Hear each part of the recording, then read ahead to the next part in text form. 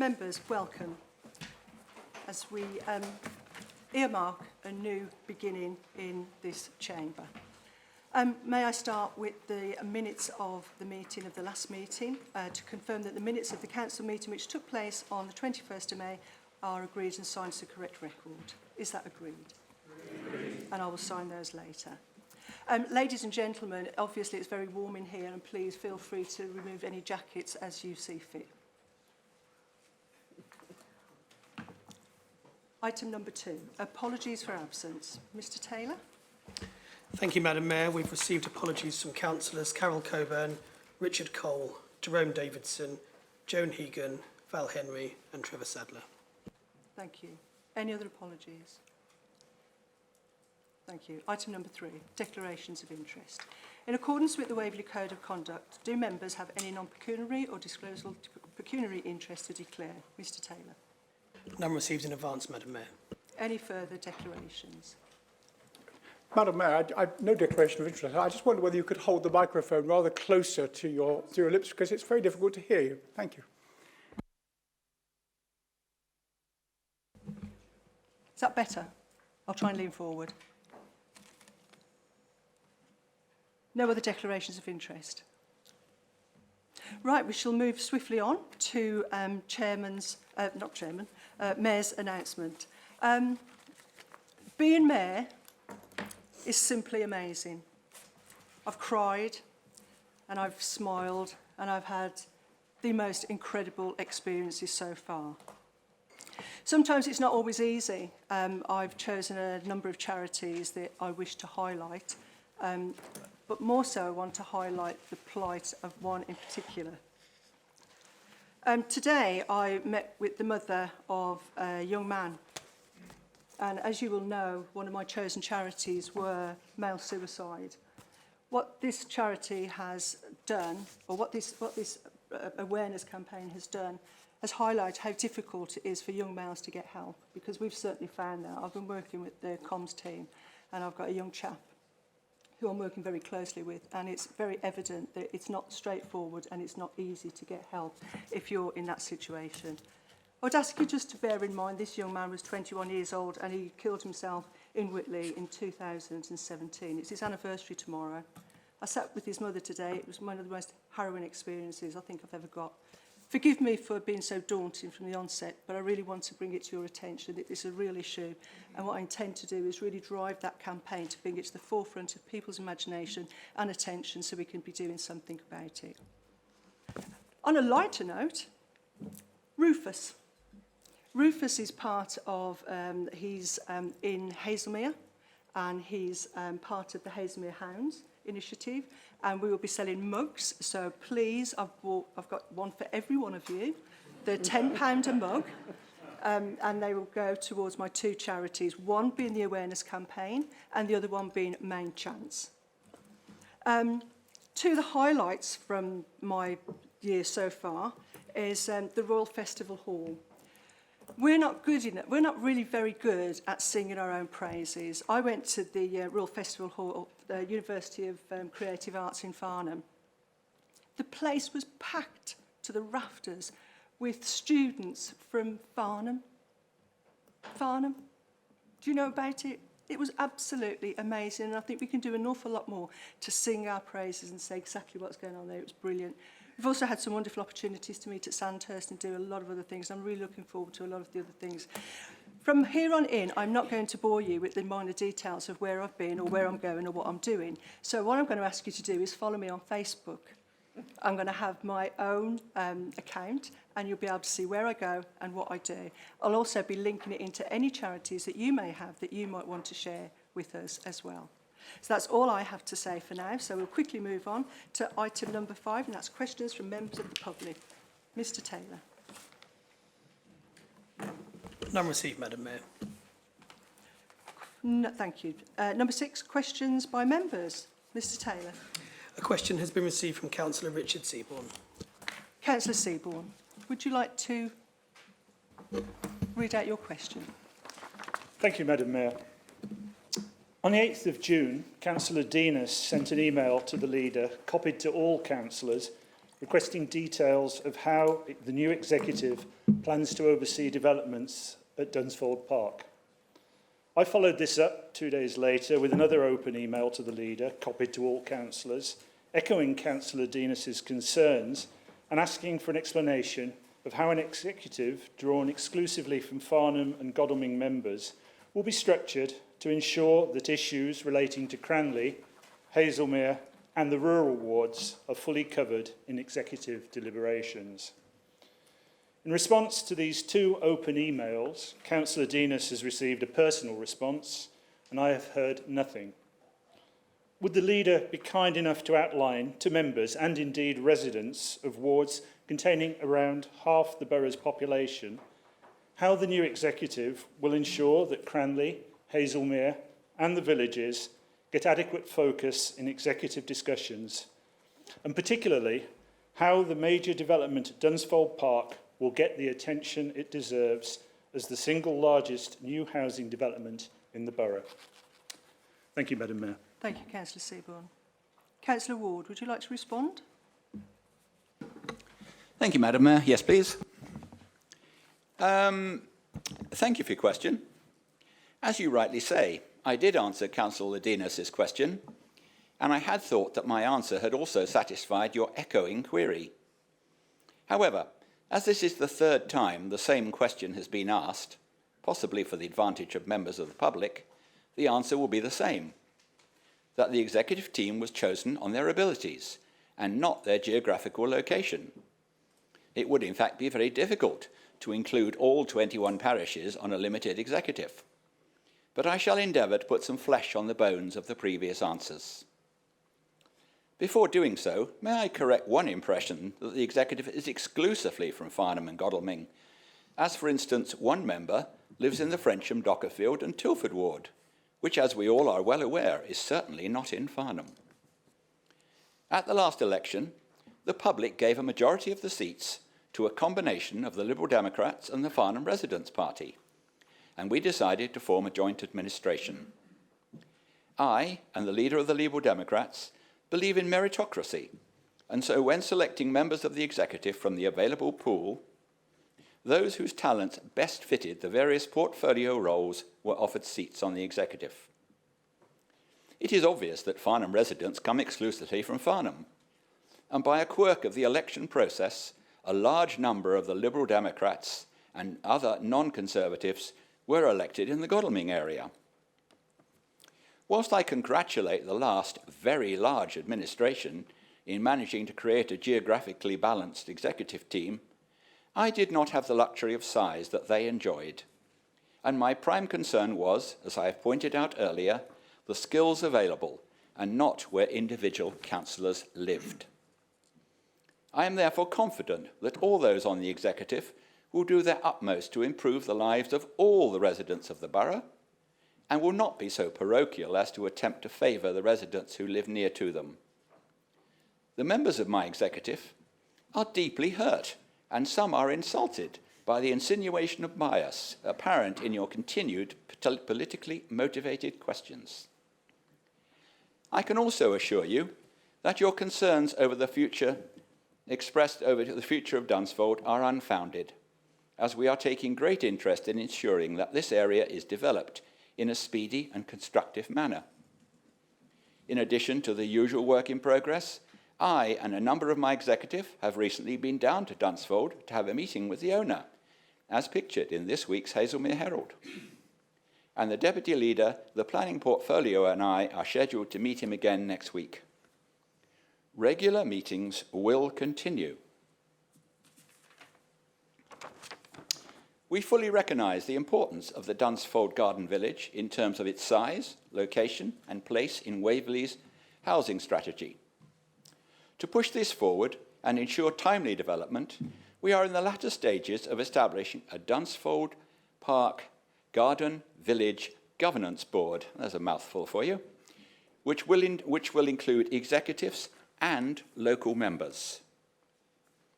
Finally, may I gently remind you that no such concerns of geography seem to trouble you when at the last election your party nominated a swarm of candidates from Hazelmere, Godalming and Churt and other places to stand in Farnham seats. Also, as you know, the Haslemere and Cranley areas have a number of Conservative councillors. And when choosing the executive, I offered places on it to all the parties, but the Conservatives declined the offer. Perhaps these sudden concerns over geographical representation might be better directed elsewhere. I have no more to say, Madam Mayor, but with your indulgence, my deputy, who is also leader of the Lib Dems, would like to add a few words. Thank you.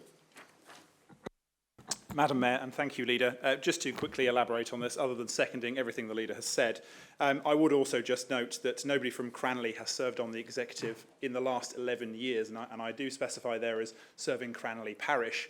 In practice, an exec of 21 members that was absolutely representative of the geography of Waverley would, of course, be absolutely unpalatable, and had we suggested that, I imagine we would have every member of this council lining up to question the amount of expenses that we were allocating for councillors' allowance, probably led by me. All of this time, Conservative control. I would also like to point out that when all of us signed our declarations of office, we did so as Waverley members to represent the whole borough. So we represent our wards, but we also do represent Waverley. And so I personally believe that every member of our executive represents Waverley. And I'd like to add that many of the comments that I've just received I got from a Cranley councillor, and I speak to Cranley councillors all the time of all parties, and Haslemere councillors all the time of all parties. And I would like to thank the Cranley and Haslemere members for their comments in support of this. Thank you. Thank you. Councillor Follows.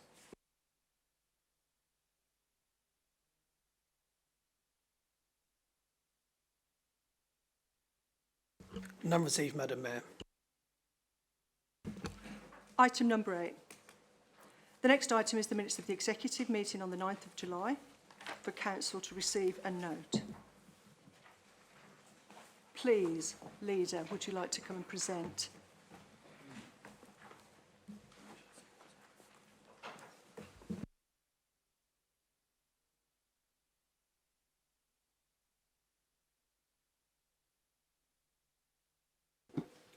Thank you, Madam Mayor. Madam Mayor, there is only one Part 1 item for a council decision within these minutes, and it is the revised statement of community involvement. For those new to council, it is on pages 4 and 5 of the grey notes of your additional part of the agenda. There is really a little I need to say on this, because as you will see from your papers, there is a very comprehensive summary. Basically, this is something we need to do every 5 years. It is a government regulation, and it was last done in 2014. So we have to do something by August this year. In amending these, a light touch has been used because generally we have thought they've served their purpose well over the past 5 years, and there have been no serious government changes in this respect. They are not prescriptive, as said in there. They are the minimum expected, but often exceeded by this council. They have worked satisfactorily for a time, and for any new councillor who may find them in time a little irksome, they do not have to wait 5 years to be revised again. If councillors have particular concerns over the coming months or years, please bring them forward, and we might consider revising them earlier than the next 5 years. That's all I have to say on that, Madam Mayor. Thank you. Leader. Before I open this up to other speakers, can I just, I'm very mindful that we're a new council and there's a lot of new members who may be unfamiliar with the rules and regulations, but for the benefit of new members, if you wish to speak, please indicate by raising your hand and I will ensure that you have the opportunity to do. So whilst I will be very tolerant and I will be indulgent, I just ask please that you be patient, all of us, and we'll get through this nicely. So therefore, are there any other speakers?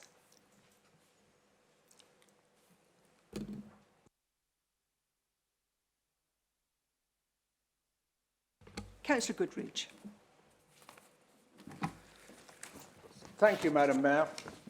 I welcome the light touch review statement, and I'm happy with it. Although it is difficult to see where the changes have taken place due to lack of tracking, and therefore it was a bit of an onerous task to check one against the other. I'm pleasantly surprised that more radical changes have not been made, despite the Liberal Democrat manifesto pledges made in the recent May elections. They promised then that they would, and I quote, reopen the local plan at the earliest opportunity to change the housing mix and increase affordable and social housing provision for every application to at least 40%. Set up open public forums to discuss large, above 100 dwellings planning applications prior to going out to formal planning committee so that residents can have a proper say, and that is in their manifesto. Could I ask the leader or the planning portfolio holder if these Liberal Democrat pledges are part of the current administration policies? I assume not. If they are, I would be surprised in that the local plan part 1, as I understand it, can only be reviewed with public consultation after 5 years, and that would be after the next election. And when does the leader hope that the local plan part 2 will go out for public consultation? On the second pledge, I see no mention of public forums, so assume that this idea has been abandoned. And I wonder how many other pledges have already been abandoned. As I've said, I will support the revised statement with relief that nothing more radical has been introduced and that the executive recognise that it's important not to run the risk of raising expectations through consultations. Thank you, Madam Mayor. Thank you, Councillor Goodridge. Leader, would you like to respond before we go to further speakers? Very briefly, I will respond on some of them, but I'm sure my Liberal Democrat friends will respond about their manifesto. We are in the process of really deciding all these things. As you so happily quoted, this is the minimum we would do in consultation, and therefore doesn't rule out any of the other ideas that were put forward by them. We are looking and have a presentation again at the next executive briefing on the finality of LPP1, when we will make a final decision on whether or not we should continue with that. Should we continue with that, LPP2 work will start soon thereafter. Thank you. Thank you, Leader. Councillor Beaman. Thank you very much, Madam Mayor. I too fully support this statement, but I'd like to make I've got a big but here, which I'd just like to place in people's minds. Not about the statement itself, but the context of it. The papers before you state it is a legal requirement that the Council adopts a statement of community development to explain to the public that they will be involved in the preparation of local development documents, and that the proposed changes represent a light touch to the original documents that were adopted 5 years ago. Even so, at the Executive Committee, the question was asked, in fact, as to whether we were raising expectations of the public to the level beyond which we could actually deliver, given the constraints, both financial and legal, placed on local government by central government, that claims to champion the cause of localism, yet acts totally differently and is imposing requirements to build more homes without the necessary supporting investment in infrastructure in the basic essentials of life, that is transport, schools, medical facilities and even sewers. It is, however, essential that the public are provided not just with the opportunity of involvement, but can actually believe that their voice is being heard and that account is being taken of it. Last Tuesday, the sun was shining and it was a perfect day to go out and vote, yet there was a turnout of only 14.7% in the referendum for Godalming's neighbourhood plan. The yes vote may well have been over 90%, but in effect, this can hardly be called a resounding public endorsement of the total electorate. What is going wrong? In Farnham, we're now faced with a second referendum for the revisions to the Farnham neighbourhood plan that have been effectively imposed by central government through Waverley's local plan, which have been deemed significant. Credit must be given to Councillor Coburn, with whom I have stood beside on many occasions in various village hall and other locations, for producing a neighbourhood plan that was built up from the views and opinions of the public, rather than imposed down from elected politicians. Yet, despite this, an unelected planning inspector allowed an appeal which will result in 96 homes being built on land at Folly Hill, which is in the area designated for residential development in Farms neighbourhood plan. Is it any wonder, therefore, that the public are now starting to question the validity of being involved? There are several words in the English language that are losing their meaning when used in local government context, including sustainability, affordability, consultation, and to this list, and I've added significant. The National Planning Policy Framework was supposed to simplify planning procedures, yet it appears to have only lined the pockets of barristers and solicitors who spent hours and hours and hours debating the meaning of words like significant and questions over meeting walking somewhere housing needs, which now appears to not even exist. No wonder the public appear to be losing in faith and are becoming less interested in being involved. The present central government claims it is pursuing a policy of localism to allow more local decision-making, yet does nothing to promote this policy. Local government has proved it can deliver, and Waverley has to date met the challenge of reducing central government grants to the point where it has reached the potential of negative grants, where it could end up paying money to central government rather than receiving any grants at all. It has still managed to maintain the majority of essential services and level of community grants. Last year, I made the point that the present local government spending review and reform of business rates was effectively the calm before the storm, since it is expected that Waverley may well lose the derisive amount of £2 million it collects out of business rates of £38 million in business rates. If this actually happens, then there will be no doubt difficult decision. The new administration here at Waverley is attempting to involve the public more, as evidenced by the listening panel that has been established about the drilling for oil. The effectiveness of the administration here at Waverley will, however, continue to be constrained by a central government that preaches localism yet does nothing to empower local authorities to allow effective local public involvement, and at the same time continues to raid the business rates collected for other purposes, to the point that no business rates collected in Waverley will actually be spent in Waverley. This is the policy of the central government that claims to be business friendly. Is it any wonder that only 85% of people in Godwin could not even bother to vote? Well done. Thank you. Excellent. Councillor Adams.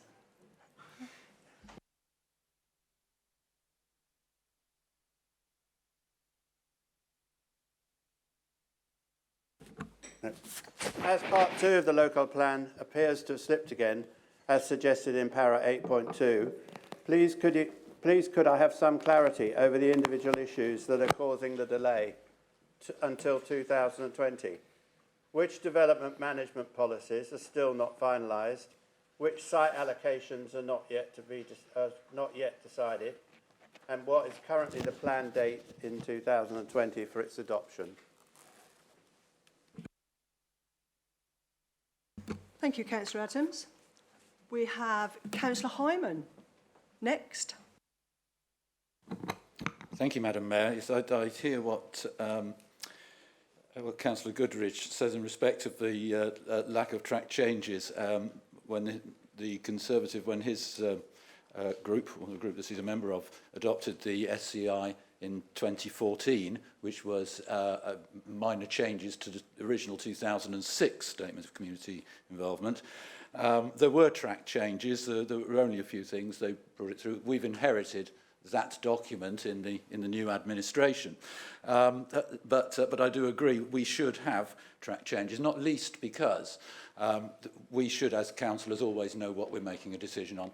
And if we don't know what changes have been made to the document, then we cannot abide by the requirements which are in the Constitution. And I could refer you to paragraph 13.1 on page 40 of the Constitution on good decision making. We should have those. Now, unlike Councillor Goodridge, I have bothered to go through and look at the track changes, or to look at the changes that have been made. They are very minimal. We don't really need to go into that, I don't think, on this occasion. But we should, but I will put forward an amendment to take care of that, I think. The real issue here is that we have not been advised that this is a departure from policy, because what we haven't been told is that paragraph 8.4 of the document in front of you has had from it removed the requirements that we consult on the SCI, which is the residents, I would think, somewhat galling. If we're going to be taking away a right to be consulted on a decision that we're making here this evening, I think that's something which residents might be a bit concerned about, and obviously that's something that I want to address. There are other issues here with the document. As Councillor Adams told the executive, that he does not want it, he thinks that it provides unrealistic expectations to the public. Well, that's what the Conservative administration adopted in 2014. They put those unrealistic expectations, if that's what he thinks it is, into the document which the Lib Dems in 2006 had originally put forward. Now, I want you to turn to paragraph 916, if you would, please. 9.16, because I'm rather short of time. It says... well, it doesn't exist. You won't get 9.16 because there's a 9.15 and a 9.17, and we need to correct that. So I've got a minor change for that. There's a paragraph 5.2 says that 2032 is big numbers. 2032 minus 2019 is somewhere between 15 and 20. It isn't, so we might want to correct that. The changes to the Statement of Community Involvement in paragraph 8.4, we might want to change that too, to reinstate the right to be consulted upon the Statement of Community Involvement. It's no longer a legal right, that changed in 2017, and so we don't have to, but it is our policy, and this is a departure from it, and that should be explained to us in the documentation, which should be clear. You know now, so we don't need to go back on that as long as we address it. And we should also probably have a paragraph inserted to explain that the Council's policy regarding the provision of advice and assistance in making and modifying neighbourhood plans, because that is a legal requirement. I did ask the question earlier today and I haven't had a satisfactory response to it. So I would, because of that, like to put forward an amendment so that we can move forward with this and produce an improved neighbourhood plan. I hope somebody, I have not gone to any group or any individual asking them to second it, but I do have an amendment which I'd like to move if I may, and when you put it up there I would like, if possible, to ask whether somebody would like to second it. Thank you.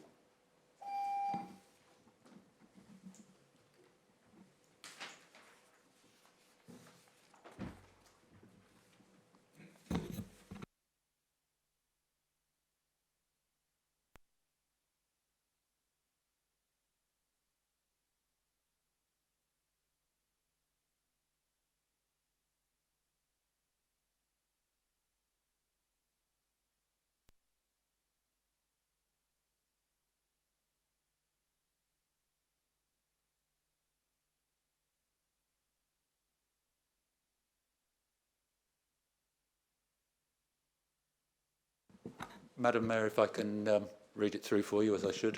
And obviously, I don't intend to change it is an amendment, not a motion. I'm not changing the recommendation that we adopt tonight because we have to, because as Councillor Beaman said, it's a legal requirement that we have a 5-year review.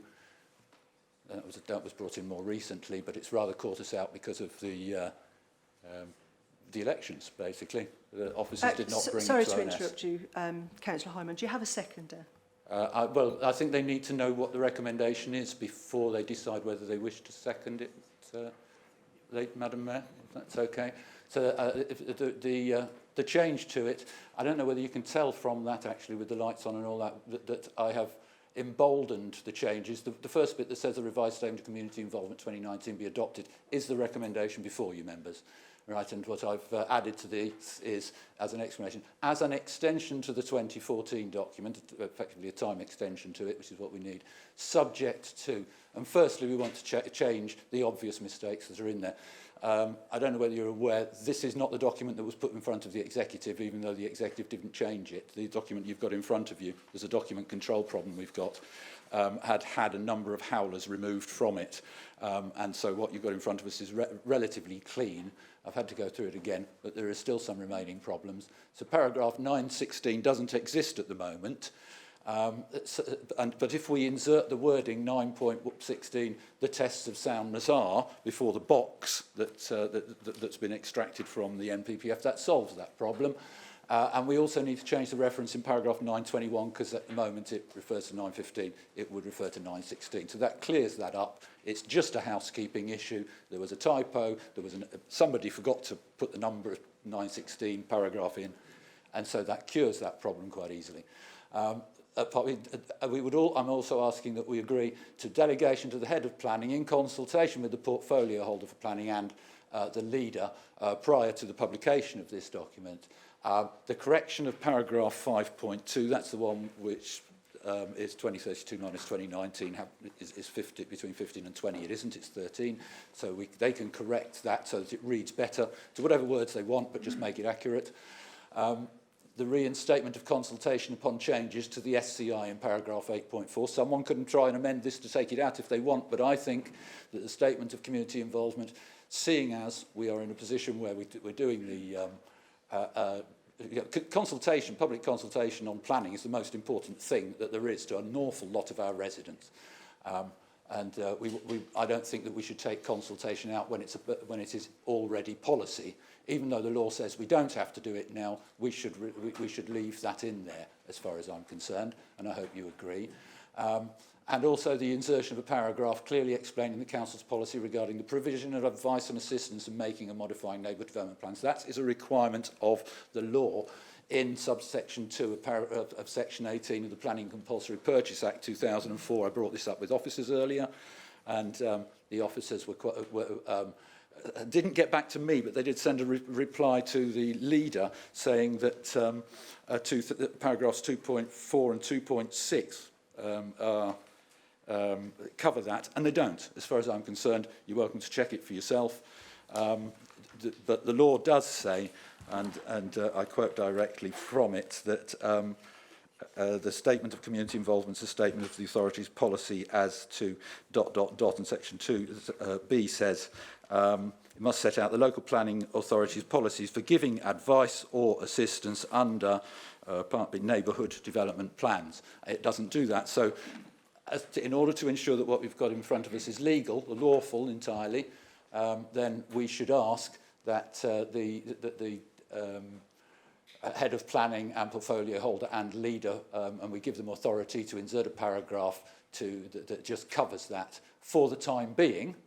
And so I finish off there after doing the housekeeping, because it is just housekeeping, that members instruct officers to prepare an assessment of the effectiveness of the SCI as a priority to inform a public consultation upon the appropriate revision and adoption of an improved SCI as soon as reasonably possible.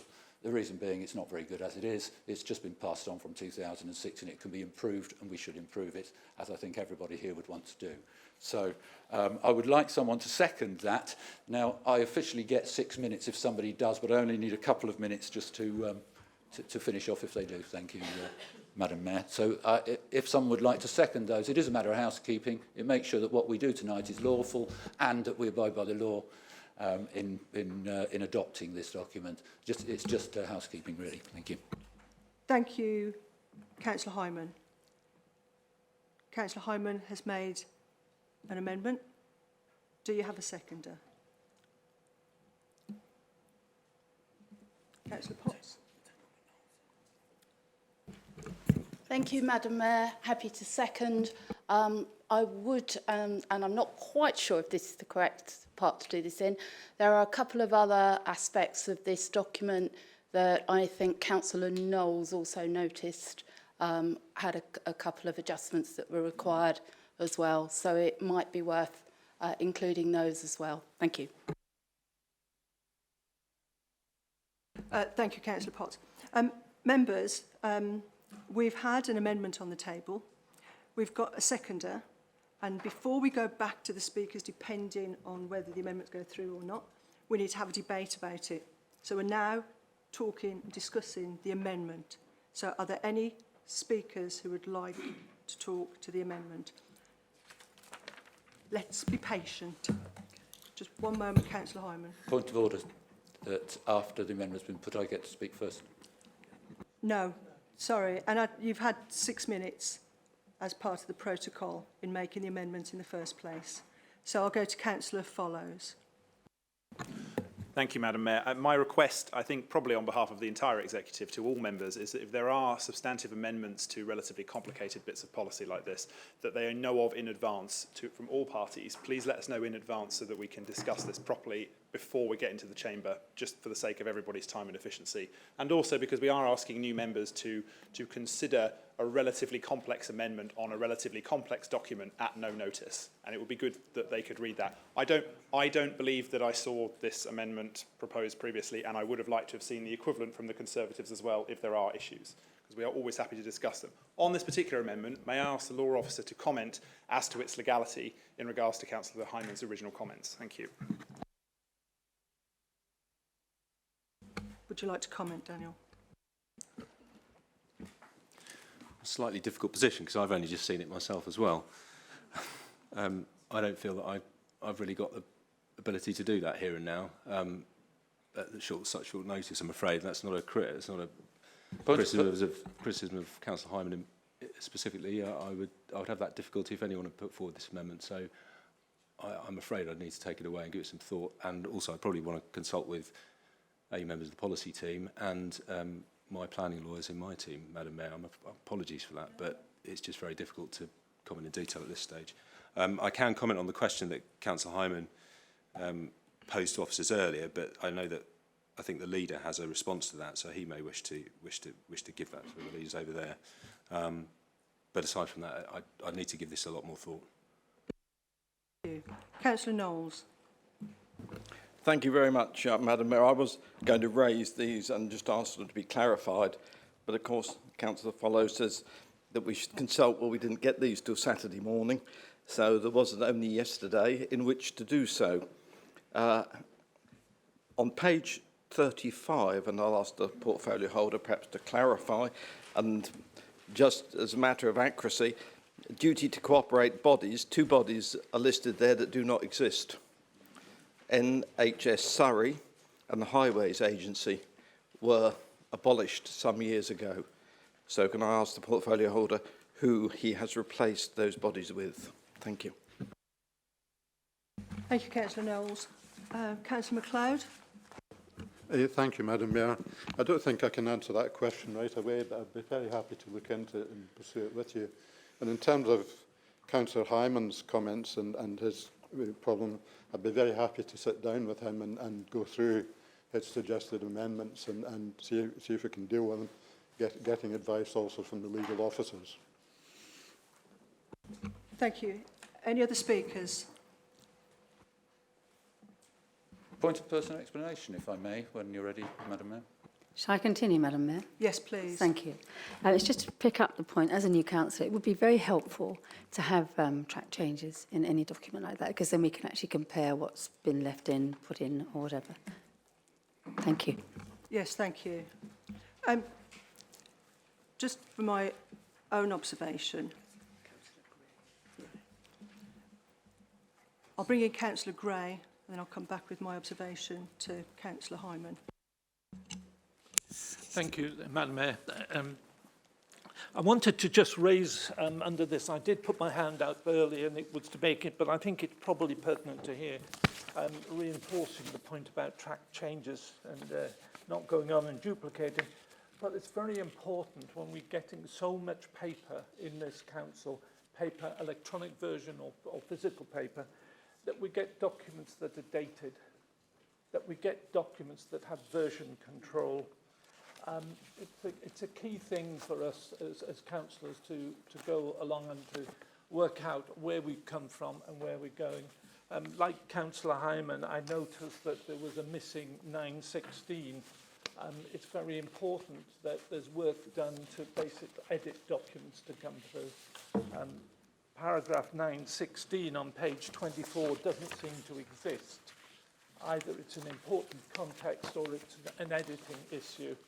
I think members do need clarification on that issue. That's my points I'd like to make under the heading of this amendment. Thank you, Councillor Gray. Members, we have in recent months just gone through quite a brutal campaign, and the makeup of this chamber has changed completely, which means we've got a lot of new members who are here to do the job. who it's not fair for them to be expected to make some of the decisions because they're new to the system, and it's only fair to be aware of that, because you're putting people on the spot. So what I would say is there's no such thing as a stupid question. There's no such thing as, I don't know the answer, please can I ask? But what I would say is, Councillor Hyman, like I said to you 12 months ago, you know I like you. I like you very much. But I would ask that when you're looking at your papers, as you do so diligently, if you raise any major concerns, please speak to the officers ahead of time, so we're in a position to be able to address the matters up front. That's all I'm going to say on that, because I think it's only fair to all the new members on here to give them a fair chance to arm them with as much information as possible, or at least the time to make that decision. I'm now going to pass to the leader for comment. Thank you, Madam Mayor. Well, an interesting little debate. To pick up a few things. Earlier, Councillor Adams asked for more details. I think he's probably more familiar with it than I am, as he's had longer to deal with it. I will give him a written reply later, because I can't do that off the top of my head here, I'm afraid. Track changes has been raised by a number of people. I totally agree. I apologise it didn't happen, and it will happen in future. We have an amendment Madam here. Mayor, I wanted a point of order to check that the leader was actually talking about the amendment, not the main motion. I am indeed talking about the amendment, but at least one of these things about... Sorry. Leader, I wonder if I could interrupt you there and claim to having made a mistake. I should have actually asked Councillor Hyman in the process of proper protocol to sum up, and then we'll come back to the leader. I would like to speak to the amendment. That's fine. Speak to the amendment, not as the leader.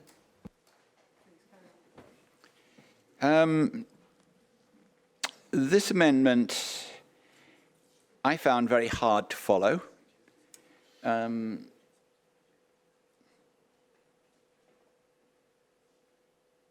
you.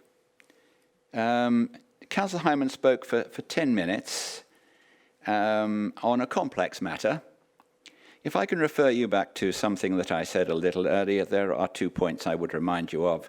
One is government legislation is that we need to pass an update today. And two, as I said earlier, nothing stops us from reviewing it again at a later date, be it days, months, weeks, or years. I am not in favour of the amendment. I have listened very carefully, and I've been a councillor for 12 years, and I have chaired planning for 6, and I actually found it not sufficiently comprehensible for me to form a proper opinion on. And unless I'm more stupid than I think there'll be many others who will share my view. So I shall not be voting in favour of the amendment, and I would urge council to reject it. But I will give them an undertaking that if there are such widespread concerns which have just come to light, and I would echo the Mayor's plea for earlier notice if people have problems, we will take them on board and we will bring forward yet another review of it at the earliest opportunity. But for today, I cannot vote in favour of something that I find difficult to follow and understand, and I would urge council to reject the amendment. Thank you, Leader. Councillor Hyman, would you like to sum up? Well, sorry, I'd like to use point of personal explanation, if I might, first of all, which has been denied me, but I think I'm allowed to respond to the comment that was made I think actually by one of the officers earlier, which was in respect of I should have brought it here sooner. Well, I didn't have the documents. The documents were changing as I was reading them. As I say, the document which went to the executive that I read online is not the same document that you've got here, even though it was agreed by the executive, and that's not something that should happen. This is not this administration's fault, and it's not the other. But it's something that has happened. I'm not criticising anyone in particular.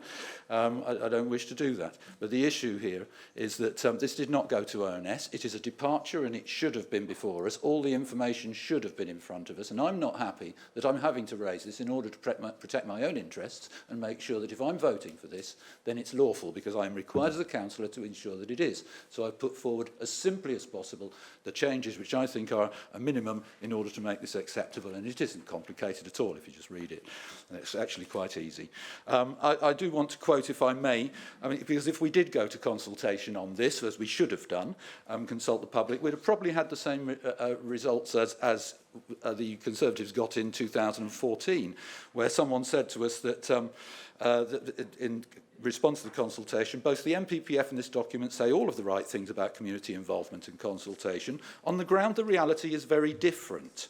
Those who do respond are mainly left with the feeling that their comments and advice are ignored. The consultation exercises seem much more like a process that you have to go through. I'm really sorry to interrupt you. You've had a long time on this. You've had a lot of time to think about it. You've presented it this evening in a fine manner. But can you please sum up? I have 4 minutes to present the first, and then 6 minutes when you put in a... Because you introduced this as a point of personal explanation. Oh, I didn't put the time move on to my... You need to make it clear what you're doing. If you're speaking for the last time on this amendment, then I'll put the timer on for 4 minutes. Okay, if you would do that, yes, okay. My point of personal explanation has ended, yes. Okay, and this quote, which is from the 2014 responses, it says that those who do respond are mainly left with the feeling that their comments and advice are ignored. The consultation exercises seem much more like a process that you have to go through to tick the box of public consultation than a genuine engagement. The same person went on to say it's extremely rare for any public comment to be accepted by the council. Now, if you look at what we've got in front of us, it has to be effective. That's what we're saying, is that we're putting something in place that has to be effective, and I'm quite sure everybody here agrees we can make it more effective, and that's why I'm glad the leader agrees. I see absolutely no reason why we shouldn't agree to that very last paragraph, that members instruct officers to prepare an assessment, because that's what the final paragraph of this says we should have been doing all along and we haven't been doing, Chairman.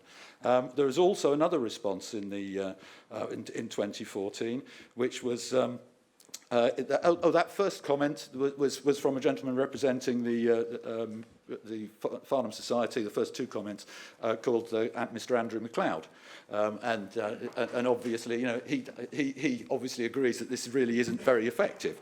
And another person who responded was, in the tests of soundness, the document makes no reference to the habitats regulations which will place constraints on development across the borough and particularly in Farnham. That was responded to by the officers, of course, and that was from Ian Lynch of Farnham Town Council. There are a number of things which we know what people are going to say if we can consult them, so I think we should ask them and see if their view has changed since 2014, because that's what we promised we would, and if this is a departure, then it should be presented as such.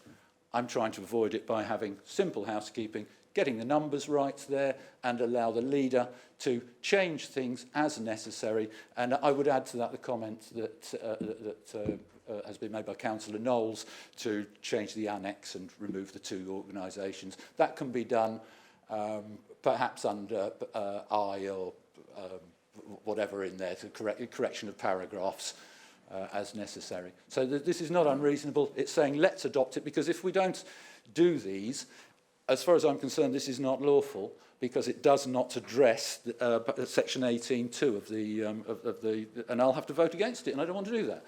This is a very easy way for all of us to get out of it. Let's just bosh it through now, change the things exactly as it says up there. It's not complicated, and get on with it, so that later on in the year it can come back and we can do a proper job of it. Thank you.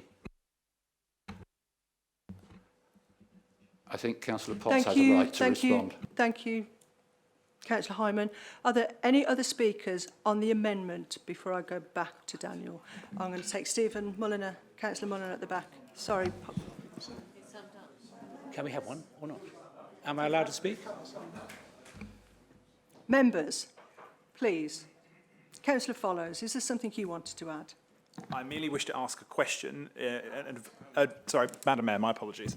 I would just like to ask a question of any officers that can advise us how we get through this impasse, because I don't wish to accept an amendment which is presented in front of me this evening at no notice, but I would also like to address the queries that Councillor Hyman is legitimately raising regarding the document.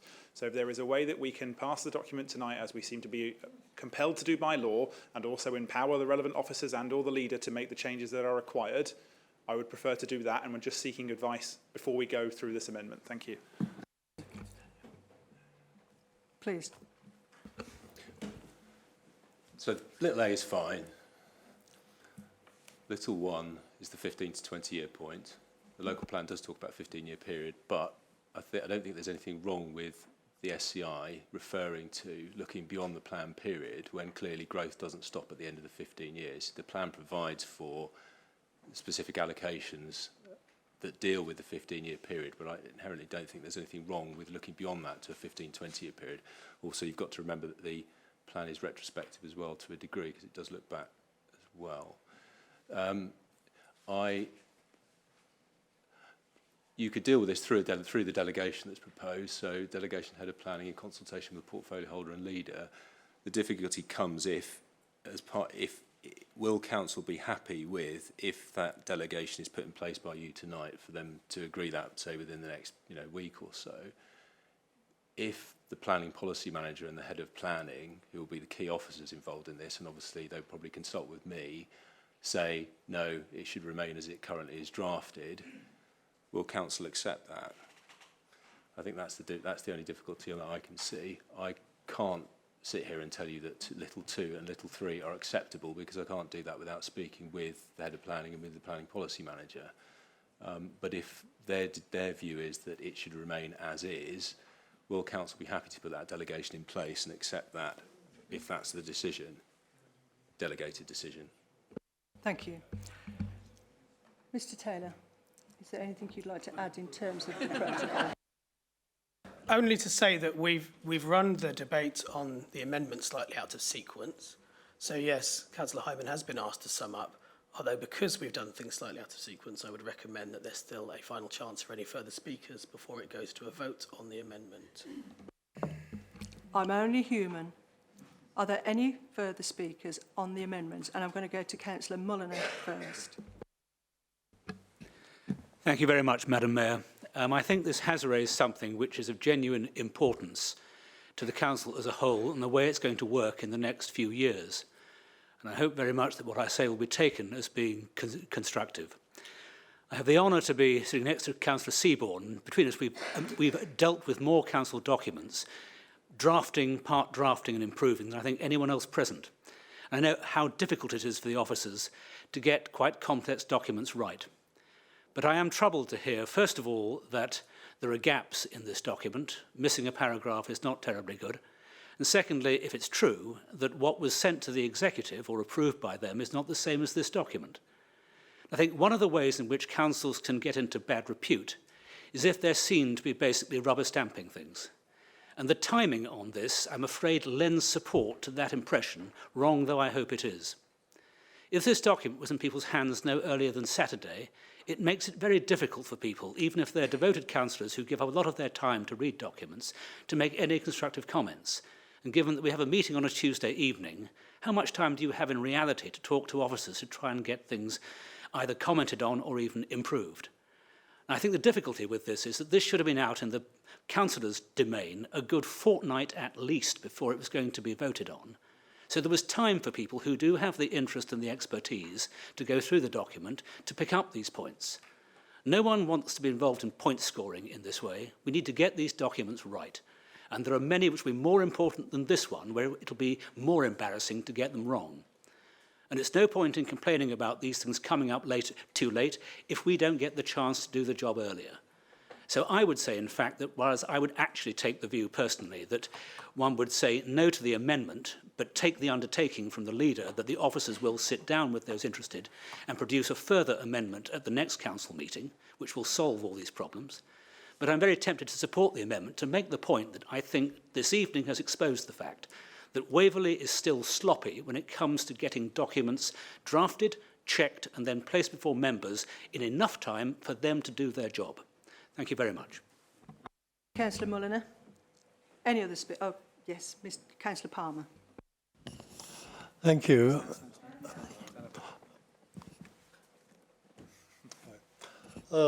I'd just like to support the essence of what my colleague, Councillor Fuller, said, that it seems to me that some valid points have been raised which need to be addressed, but my understanding is that we do need to have an agreed policy at this point. And so I would suggest that, in keeping with what most members have said, that we don't accept the amendment tonight, but we agree that at the earliest possible opportunity, we come back to the council with any necessary amendments. Thank you, Councillor. Councillor. Thank you very much, Madam Mayor. I would just like to say a few words as a new councillor. New here, not without experience in local government, but this has been a rather disappointing start, I have to say, to my first council meeting. I think it's really quite awful that we have a document here, we have an amendment which we see for the first time this evening, which appears, and I'm not going to pretend I understood everything Jerry Hyman said, I think I understand bits and pieces of what he's trying to drive at, and it does seem he's raising, potentially at least, some legitimate concerns about the adequacy of the document. So where does that leave us? We could withdraw the document. That's not in my gift, so that these things could be looked at and brought back. That seems to me, potentially at least, subject to the views of officers. I don't know how the procedures work in this council, but I've seen it operate elsewhere. If that's not going to happen, then it seems to me we have two choices. We can vote in favour of the amendment, which I have to say I'm perhaps inclined to do because I want to see these things seriously considered. If it goes away, I think one of the officers say that it could then be dealt with under delegated authority, and they could take the decision that the document presented in favour of us, in front of us tonight is accepted and the amendments effectively rejected. Now, I don't want that to happen. I want to be assured and I want to be part of any decision making that gives me the assurance that all the issues here have been properly looked at. So in summary, if I might, Madam Mayor, as a new member, I feel that in order to get this matter properly debated, either I'm going to vote in favour of this amendment unless I can have a cast iron assurance that those matters will be looked at and brought back to the council and not dealt with under delegated authority. Thank you, Chairman. Thank you, Councillor. I'm going to ask Mr Taylor to just explain some of the procedural rules here. So there's an amendment that's been proposed and debated. That's the one that's currently being put to council at the moment. That will need to be voted on and that amendment will be carried or lost. But councillors may put forward other amendments. If you feel that, for example, you're not happy with the original recommendation, but you're not happy with the amendment, then you may propose other amendments. But the first thing that will need to happen once the Mayor is satisfied that all speakers have spoken and the debate is over is that there's a vote on this amendment. And then it will either be to continue on the substantive debate with the original recommendation or for any other member to put forward a seconded amendment and then deal with that amendment. Is that clear? So, do we have any further speakers on the amendment before we move on? Councillor Goodridge. Very small point. Councillor Cossa mentioned that we have the option of it coming back, but bearing in mind that I don't fancy having a council meeting between now and the 14th of August, or the end of August, 19, that actually, by law, we must adopt a statement of community involvement. Our old one expires at the end of August. We've got to have a new one in place, and Councillor Hyman was mindful of that, and hence we've got this amendment rather than pushing it into the long grass and come back later. We have got to deal with it tonight, in my view. Thank you, Councillor Goodridge.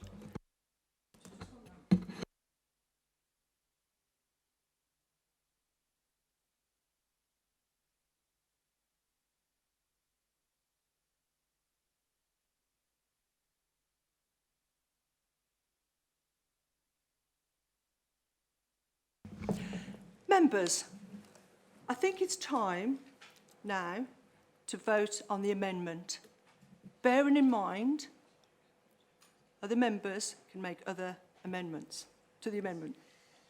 But what we need to do first is vote on Councillor Hyman's amendment as you see behind me. So can I please have a show of hands for all those in favour of the amendment?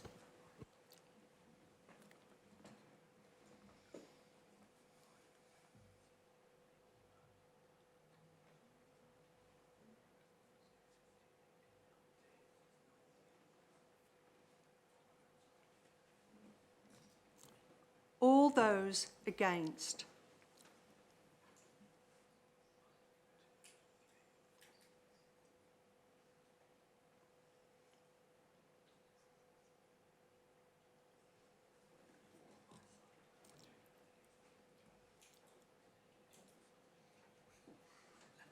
Anybody not wishing to vote? Abstentions? Thank you.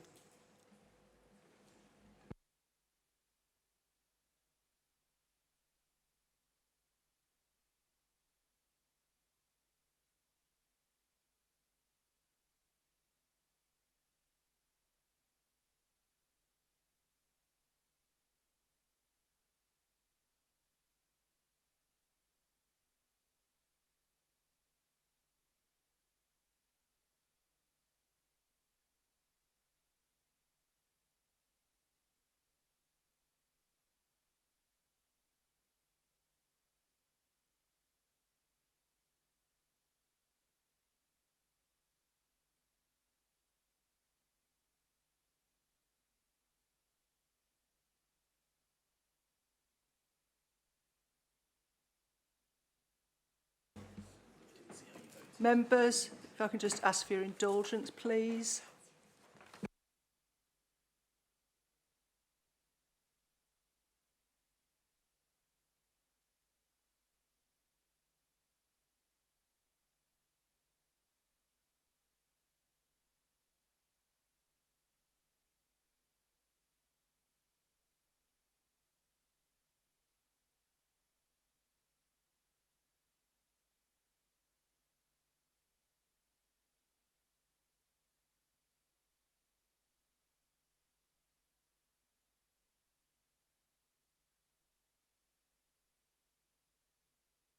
Members, I hope you're bedded in for the night. We have got a choice of rerunning the vote or making it clear on the dais as to who and how we voted. Members on the dais Taylor. didn't vote, and so that's not within the figures. So we either run the vote again. This is up to the mayor, or we ask individual members on the dais how to vote, and that's up to you, Madam Mayor. So, members on the dais, do you wish to vote again? Make your vote clear. Okay. Yeah. Those on the dais, those in favour.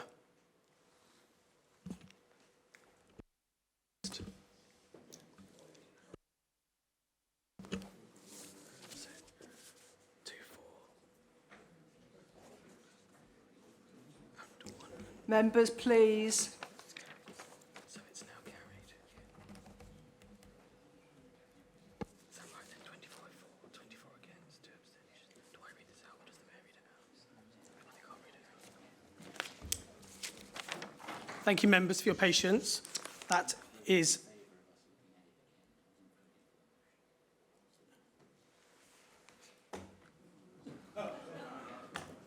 Anyway, who wants a coffee?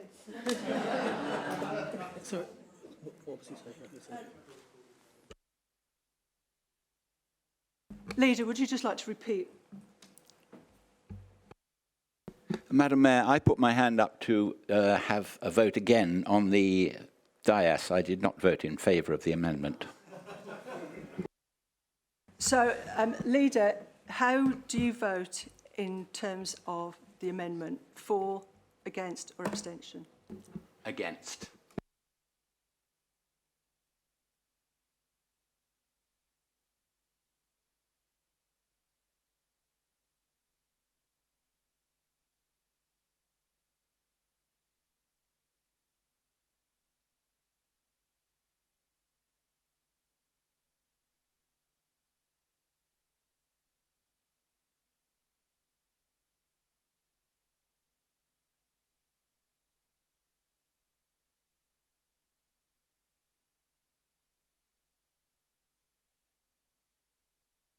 Members, please, whilst officers are dealing with the numbers, can we have a bit of quiet, please? Thank you.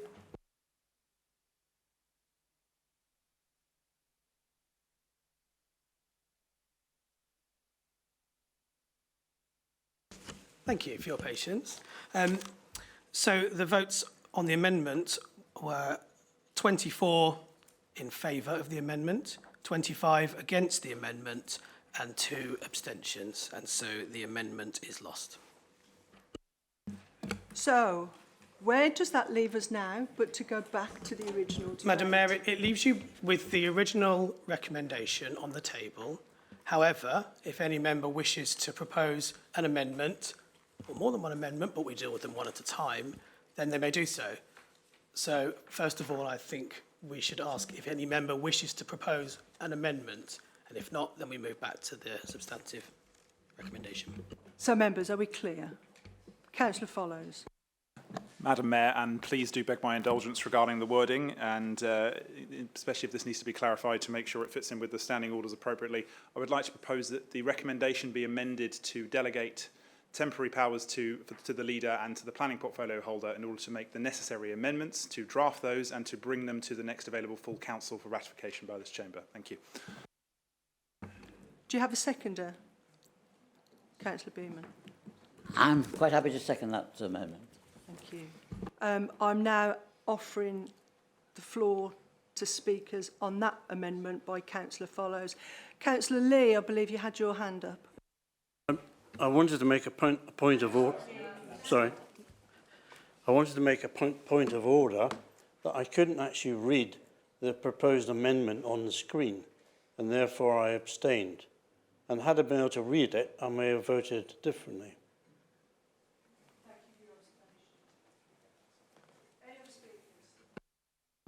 Councillor Martin. Thank you. I understand the sentiment of Councillor Follows, but I think you have to say you give the delegation to the head of planning in consultation with the portfolio holder and the leader. You don't give it to the portfolio holder and the leader in consultation with the head of planning. I think you need to get it round the other way. I'm happy to accept that change if officers are happy to as well. Yep.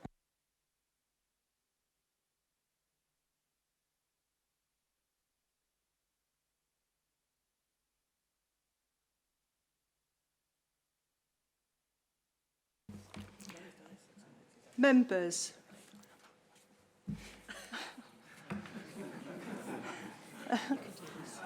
Yeah. We have to approve the document first before it can go forward for the scheme of delegation, as I'm being advised.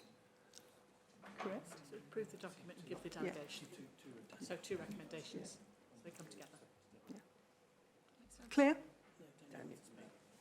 Daniel. So Councillor Goodridge made the point, didn't he, earlier, that the current document expires in August 2019. So delegate, and then I made the point earlier that it doesn't feel as though Council's going to be happy unless those particular amendments are, or how is it going to look at this again before the document expires in August for it to be adopted? So are you happy that the delegation is, that is it? Are you happy as a council that you essentially approve the document as it stands, subject to it then going back under delegation for further discussion with? Well, no, I didn't think that the answer was yes to that question. So.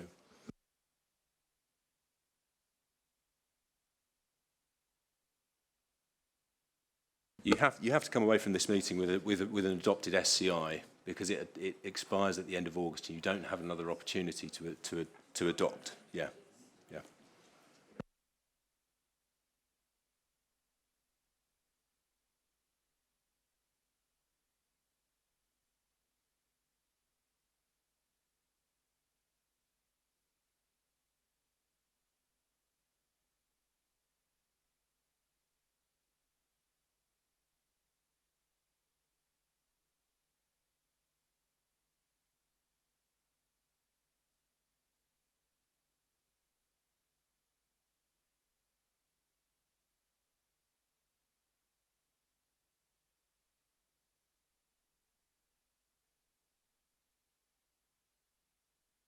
Members, whilst it's fresh in my mind, what we need to be doing is approving the document as it stands, subject to the matters raised and being resolved by delegation. Is Councillor Follis happy that that's the amendment? So that is the amendment I was proposing, that the current recommendation to approve this document with its known and noted inaccuracies, plus the amendment to allow that delegation to rectify that. So this document would therefore be valid upon passing, and the recommendation to amend would then be brought back to the next full council in, I believe, September or October, whenever it is, so that this chamber can review it properly then. Thank you. Point of order, Madam Mayor. Councillor Palmer. Yes, Councillor Cllr made a perfectly reasonable point, I think, that we do need time to look at this. We don't have time because we've got to pass it before mid-August. Therefore, the reasonable thing is to pass it as it stands, but give a clear undertaking, which is what Councillor Follows' amendment would do, to bring it back to Council. I think Councillor Cllr is perfectly in order to say that it shouldn't only be dealt with by delegation, that we should come back at the next Council, present the changes that have been made, and ask for Council's approval. If at that point the Council were to say they disagreed with the changes that have been made under delegation, it would then be open to Council to call for a further amendment to a document.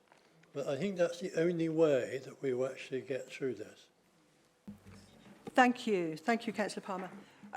Councillor Hyman wants to come in on a point, and I am going to allow you to do so, and then we will come back to the amendment as it stands by Councillor Follows. Well, firstly, as a point of order, if you wish... My apologies.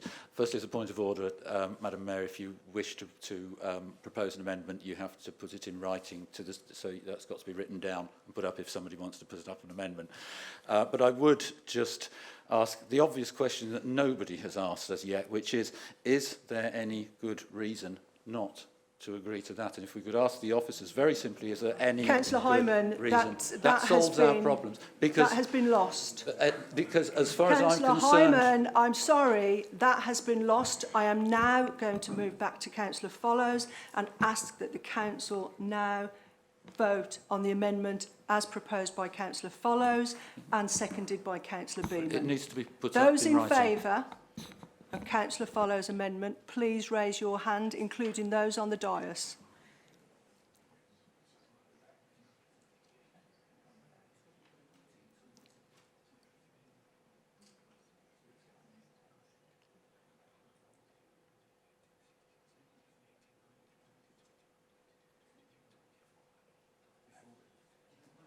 Those against? Abstentions? Thank you.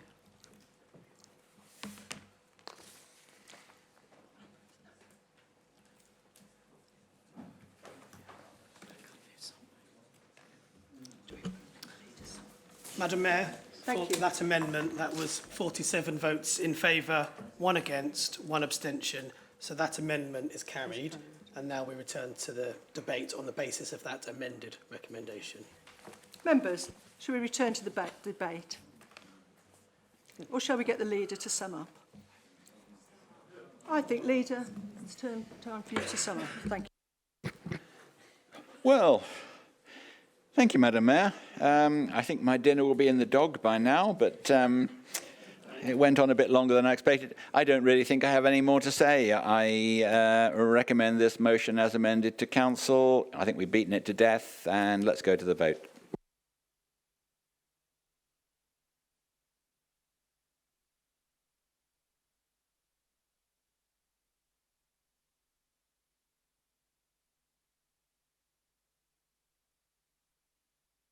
Thank you, members, for your indulgence and your patience. I'd now like to move on to part 2 items. I have a number of members registered to speak on part 2.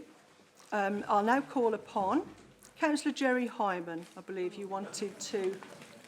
Members. Councillor Hyman, you would like to speak on Executive 6/19. Members, please. I'm sorry, if you could refer me to, is this a general fund strategy? Sorry, the general fund. That's correct. Okay. The issues that came up in respect of that, on the 27th of March at the executive, there was an urgent executive meeting. There was a virement of £375,000 from the Heathland Hub Frensham project, which was needed to pay urgently for Memorial Hall bills that had come in. And that executive meeting was told that there was a £500,000 grant that was being applied for. And the public perception of that perhaps was that this was a convenient way of avoiding having to have a council meeting by viring rather than by going through due process. Now, the Frencham's just won a green flag, and congratulations to all of our parks and open spaces that have won Green Flag Awards. It's wonderful performance by everybody. But the bad news is that it leaves the, I can assume that the £375 that was vired away from the Frensham Hub has left us short. And we've just received yesterday, I think it was, an executive briefing note from the council leader, which told us that there is a £700,000 budget shortfall in respect of the Heathland Hub. So I don't understand why this isn't in the document. So again, it's a matter of what isn't in the document rather than what is or was in the executive papers. What I'd like to ask was that in deciding for what uses the surpluses were used, what consideration was given to instead using the money for the Heathland Hub, rather than putting it into reserves and other places where our document told us it was. So my question would be that what consideration was, what is our situation with the Heathland Hub at the moment? Because what consideration was given to using the surpluses for the Heathland Hub rather than leaving us what we're told is £700,000 short? I'm very concerned about that project. Thank you. Thank you, Councillor Hyman. The next speaker is Councillor Kevin Denis, and that is on the funding bid for Allfold Sports and Social Club. Councillor Denis.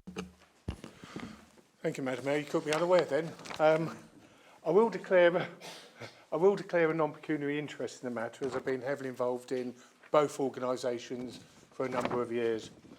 But the Sports and Social Club and the Allfold Village Hall have been providing community services for many years. Bingo nights over Christmas, fish and flick nights, ensure members of the community don't feel isolated. Luncheon clubs, keep fit clubs, indoor bowls provide many activities that are valued. Both organisations are run by volunteers.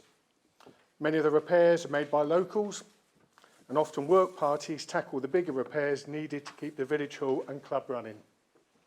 This money will replace old and worn carpets, new curtains, upgrade the plumbing and electrics, and insulation to make them more energy efficient.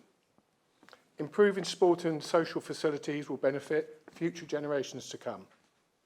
I'd like to thank Kelvin Mills and Matt Lank for their continued support to the communities, and a special mention to ex-councillor Jed Hall, who over the past few years has worked tirelessly to improve sporting and leisure community facilities across the borough.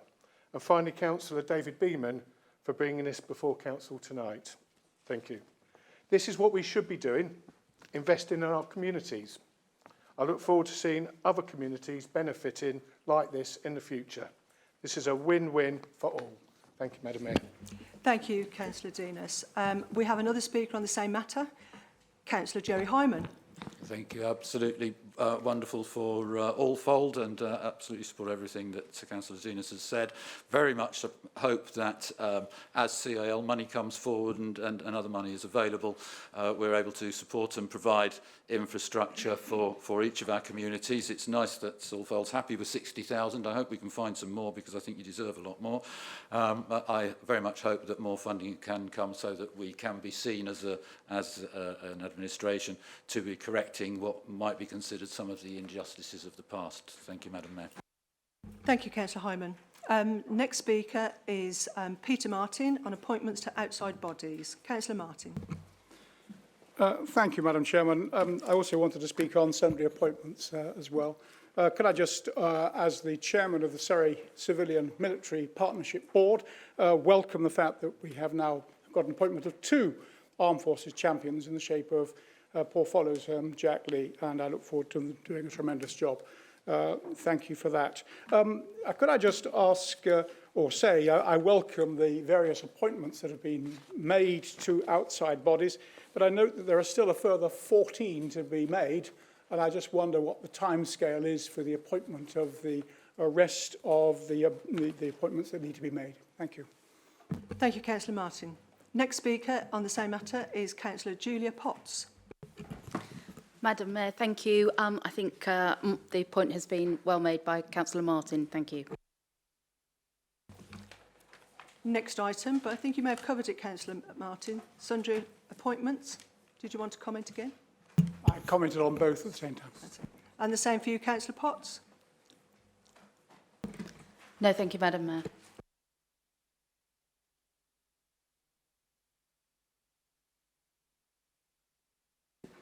Thank you, Madam Mayor. Your comments on appointment to outside bodies and sundry appointments are apposite, and I take them on board. We are looking carefully at the number of outside bodies to which we send appointees. Since I've been a councillor, I have been surprised by the lack of feedback that we get from all these appointments. We appoint people to outside bodies, and we don't seem to get much of a report back to councillors as to what's going on in the outside body, what they're doing, and is it worth sending them. So we are seriously looking at whether or not some of these outside bodies should continue to have nominees, and we are also seriously looking at the nominees that we are going to put on those that are outstanding. We certainly hope to have that done fairly soon, but I couldn't give you a precise time frame as it depends on the availability of the people and their willingness to actually come back and give us a proper report to council on their activities. But it is in the urgent tray rather than under the desk, and it will be dealt with as soon as possible, and I thank the outside bodies who are not yet appointed for their patience in us getting things right. Thank you. Thank you, Leader. I believe that concludes your report. So we'll now move to item number 9, and that's the minutes of the licensing committee for the council to receive. Councillor Robert Knowles to present. Thank you, Madam Mayor. As I'm going to be very short, I'll do it from here rather than come to the dais. Thank you. I rise to present the minutes of the licensing committee held on the 16th of July 2019. I have a seconder. I'm pleased to second that. Thank you, Madam Mayor. There are no matters to consider in Part 1. I've had no request to speak on the matter in Part 2. Therefore, that concludes my report, and I recommend the minutes of the Licensing Committee to Council. Thank you. Thank you. Is that agreed? Agreed. Thank you. Item number 10, minutes of the Standard Committee. Councillor John Rubini, would you like to present this item, please?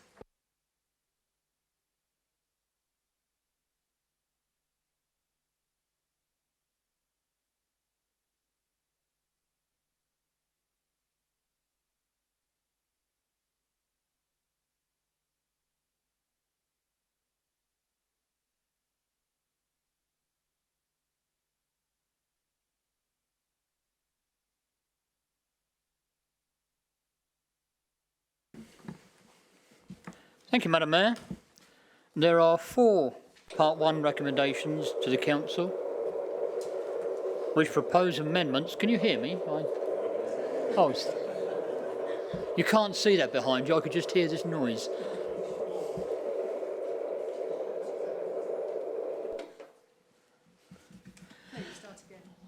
Thank you, Madam Mayor. We're having a good time tonight, aren't we? There are 4 Part 1 recommendations to the Council which propose amendments to the Constitution or scheme of delegation. Madam Mayor, to avoid any confusion, it may be helpful to allow speakers on each proposal and allow Council to take each recommendation in turn. First, there is a proposal to amend the Constitution to clarify the definition of the principal opposition group within the Council, which is needed to accommodate the current situation where the Council has a multi-party executive. The wording set out on Annex 1 works for the current arrangements, but also in what has been the usual arrangements of a single-party executive, in that the principal opposition group will be the largest group not represented on the executive. Thank you, Councillor Rubini. Do we have any speakers? Councillor Goodridge. Madam Mayor, I'm happy to second this particular proposal. I agree with it entirely. Perhaps I'm slightly biased because I helped draft it.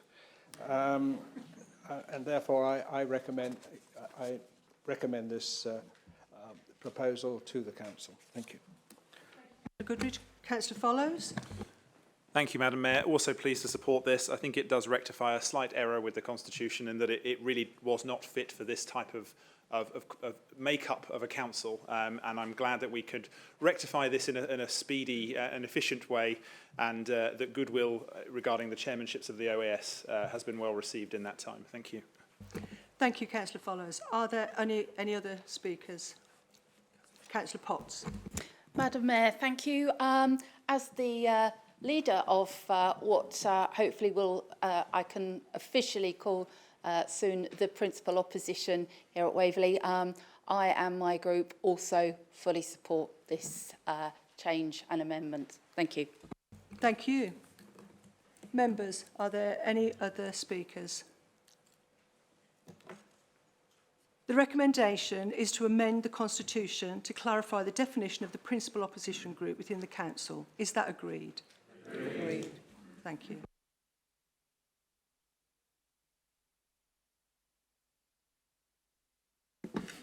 Thank you, Madam Mayor. The second proposal is to reinstate the opportunity for members of the public to ask informal questions before meetings of the Executive.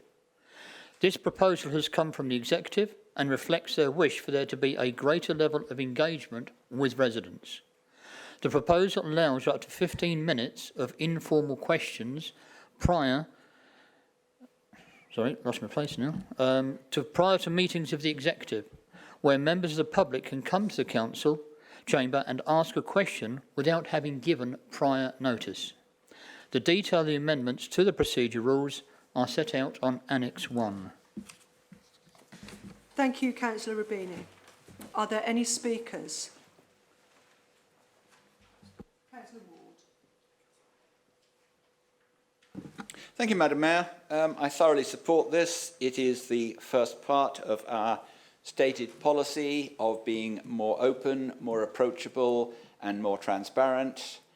Borough councils, unlike parish councils, do not have the requirement to have an annual meeting of electors where the public can, without notice, question their councillors and tell them how much they love them or otherwise. This is but a small step in that direction, but I think it is a good thing for us to do, and it gives the public a possibility of coming and asking their questions directly, which, if they feel strongly about, I think they should have every right to do, and very few of them really can go to the bother of sending in written questions in a long time in advance. So I thoroughly support this. I think it is an excellent first step in the long road to transparency. Thank you. Thank you, Councillor Ward. We have Councillor Follows. Madam Mayor, just to quickly say that firstly I agree with all of the leaders' comments on that, and it is very much the first step among many at increasing engagement right way through this council, something that will be picked up by the governance working group as we go forward. And I am of course pleased to second this recommendation to the council. Thank you. Councillor Hyman. Thank you. Absolutely supportive of this. It is a great first move. I very much hope we can follow this with reinstating informal questions to council meetings as well, because and I'm not quite sure why it's not in there, but we should be doing that. I can understand why we wouldn't want to have informal questions at joint planning committee and that sort of thing, because it could be torturous. But we are, I understand, going to be undertaking a review of the Constitution. We will need to change the wording because it's a little bit torturous as it is at the moment. Because what we've done is we now have a written informal and written formal, where before we had formal and informal. So it's a little bit confusing for people, and we need to just tidy that up. But this is a great move forward. Thank you. Thank you, Councillor Hyman. Any other speakers? Councillor Reid.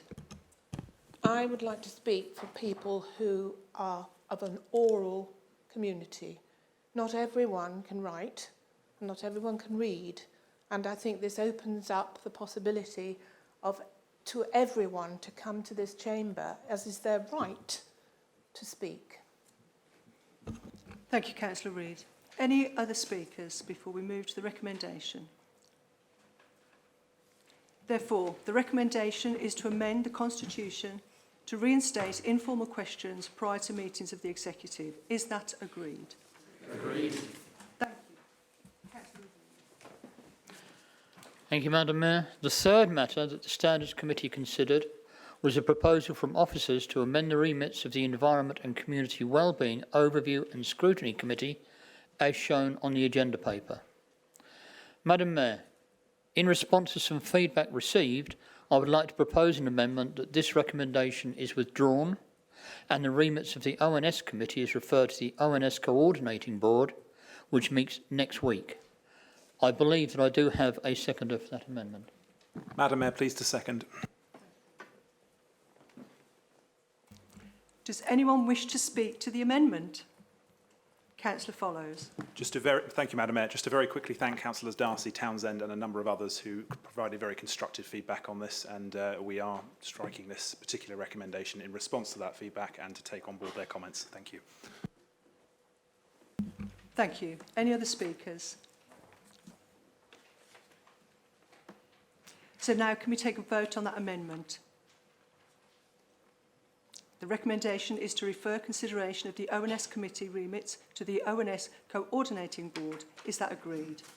Agreed. Thank you. Thank you, Madam Mayor. There is one more recommendation, which is to make a minor change to the Council call-in arrangements within the scheme of delegation to the Head of Planning and Economic Development. It is a very minor change, as shown in the agenda paper on page 4, that doesn't change in any way how the call-in arrangements operate, but it does respond to a recommendation made by the Local Government and Social Care Ombudsman in a recent report, to provide clarification about the arrangements in relation to representations received on planning application. Thank you, Councillor. Do you have a seconder? Councillor Goodridge. Madam Mayor, I'm happy to second. This recommendation comes as a direct result, as the Chairman has said, from the Ombudsman, and it's only right that we should take heed of what he is suggesting. Thank you. Members, Councillor Hyman. Thank you, Chairman. I absolutely agree, except for the fact that the Ombudsman did not necessarily state that it should be worded like this, and where we've got not from the same individual or the same household, could, if we chose, be not from the same individual. We could treat husbands and wives or partners or whatever as having separate minds and being able to put in separate objections which we obviously would count as being separate. What this is saying is that people who are in the same household have to be counted as though they are just one. We don't have to do that. I'm not going to object to this tonight because hopefully we'll be able to look at that in more detail at another time.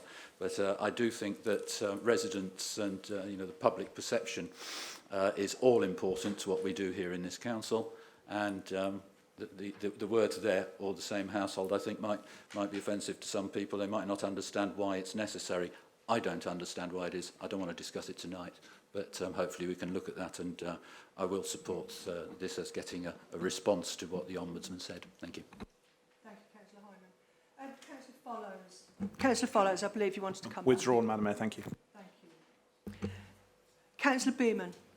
Yes, thank you, Madam Mayor. I hate to prolong things. Just a point of clarification about the word household. What happens in sheltered housing, whether it could be treated as one household in these views? I mean, there was recently a planning application in Farnham relating where, in fact, somebody from sheltered housing, well, not sheltered housing or protected housing, they submitted on behalf of all the residents, but it was only treated as one objection, and it's a bit unclear what the situation is. Thank you. Any other speakers? So I shall move to the recommendation, and that is to amend the scheme of delegation as shown in the agenda papers. Is that agreed? Agreed. Members, we now draw to a close our first meeting. I thank you for your patience, tolerance, indulgence, and everyone, please get your coffers out for a mug. £10, I deserve it. So please join me in the chamber for some refreshments before you go home. Thank you all. Please rise whilst the Mayor leaves the chamber.